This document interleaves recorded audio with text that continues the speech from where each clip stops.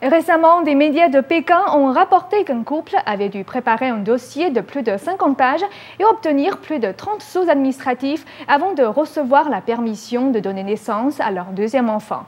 La procédure leur a pris 6 mois. Selon Zhang Sutian, un analyste des affaires chinoises, ce récit reflète bien la lourdeur de la procédure bureaucratique du système communiste. Certaines personnes ont dû recourir à la corruption pour obtenir la permission d'avoir un deuxième enfant. Selon Nouvelles du Soir de Pékin, il y a 6 mois, Wang Mei est tombée enceinte de son deuxième enfant. Elle et son mari sont tous deux des enfants uniques et selon la loi chinoise, ils ont le droit d'avoir un second enfant.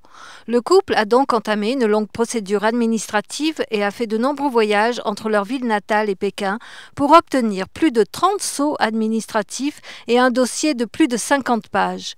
Au final, le bureau de planification familiale locale leur a demandé d'obtenir le consentement d'au moins 10 personnes. C'est enceinte de 7 mois que Wang Mei et son mari ont enfin obtenu le permis. L'analyse des affaires chinoises, Zhang Sutian, souligne que le gouvernement chinois n'a pas vraiment mis en œuvre la politique du deuxième enfant et que les sceaux administratifs impliquent la corruption. Pour moi, cette politique est nourrie de la procédure et de la corruption bureaucratique. Tant que vous avez de l'argent, vous pouvez avoir un second enfant facilement. Il se peut que certaines régions l'appliquent, mais pour autant que je sache, la politique du deuxième enfant n'est appliquée qu'en forme, mais pas en pratique. D'après Zhu Ruofa, un avocat de Pékin, dans certaines régions, les couples enfants uniques sont autorisés à avoir un deuxième enfant, ce qui n'est hélas pas le cas pour d'autres régions. Zhang Sutian révèle que certains couples qui ne sont pas qualifiés pour avoir un deuxième enfant et qui ont eu une fille dépensent une fortune pour acheter une fausse évaluation psychiatrique concernant leur fille. Pour avoir un deuxième enfant, un nombre considérable de Chinois demandent l'asile politique à l'étranger.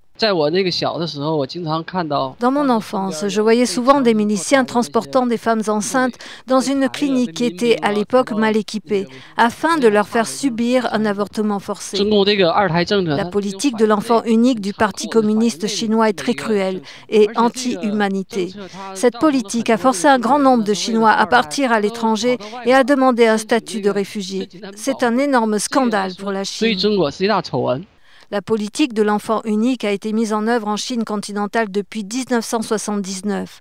Selon une estimation des Nations Unies, en 2100, le nombre d'habitants sera de 500 millions en Chine et des dizaines de millions de familles auront leur enfant unique qui, d'après le calcul, décéderait avant les parents.